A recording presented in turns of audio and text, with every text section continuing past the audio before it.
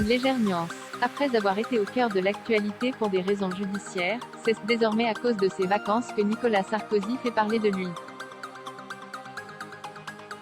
L'ancien homme politique désormais administrateur indépendant du groupe Lagardère est actuellement en vacances dans le Péloponnèse sur un yacht et accompagné de toute sa famille. Si l'événement fait parler de lui, c'est parce que c'est la première fois que Nicolas Sarkozy part avec ses 3 filles et sa fille réunies depuis qu'il a rencontré Carla Bruni en 2007. Et pendant que toute la famille recomposée se la coule douce sous le soleil grec, un proche du couple s'est confié à Paris Match pour revenir sur la première passion, la politique. Même si le combat politique est derrière lui, il reste passionné par le destin de la France, explique cette source. Ce qui signifie que Nicolas Sarkozy suit de près le second mandat d'Emmanuel Macron, réélu président de la République en avril dernier. Et le moins qu'on puisse dire est que l'ancien président n'est pas forcément impressionné par le nouveau. Actuellement indécis, il n'est pas déçu par Macron mais peu convaincu. Il a conscience que sa prochaine prise de parole sera importante. Pour l'instant cependant, Nicolas Sarkozy essaie tant bien que mal de décrocher de la politique et de l'actualité en laissant son téléphone et ses rendez-vous loin de lui.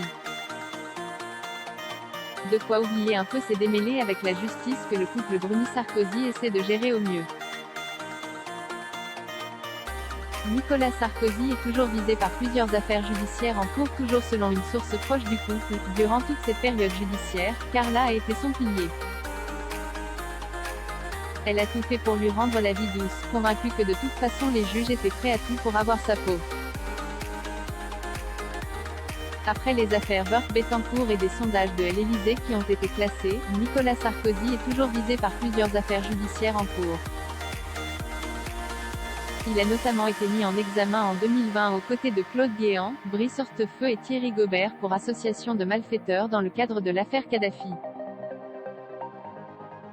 En 2021, Nicolas Sarkozy, Thierry Herzog et Gilbert Azibert ont été condamnés à 3 ans de prison dont 2 avec sursis pour corruption et trafic des influences, une condamnation mise en suspension suite à la décision des prévenus de faire appel.